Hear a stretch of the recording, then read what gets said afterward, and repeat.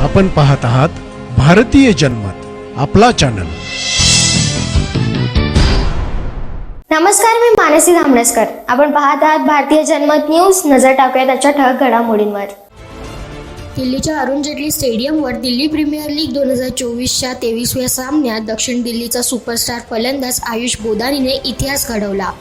आयुष बोदानीने उत्तर दिल्ली विरुद्ध खेळल्या गेलेल्या सामन्यात 165 धावांची खेळी साकारत भारतीय T20 क्रिकेटच्या इतिहासातील सर्वात मोठ्या खेळीची नोंद केली।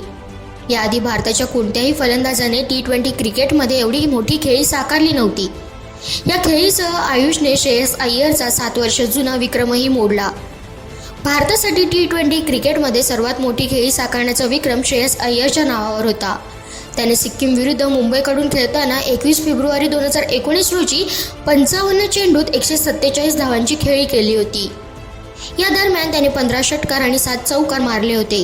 परंतु आता आयुष बोदानीने 55 चेंडूवर 19 षटकार आणि 8 चौकारांच्या मदतीने 165 धावांची खेळी साकारली, ज्यामुळे आयुष बोदानी श्रेयसचा विक्रम मोडत भारतासाठी T20 क्रिकेटमध्ये सर्वात मोठी खेळी साकारणारा फलंदाज ठरला आहे।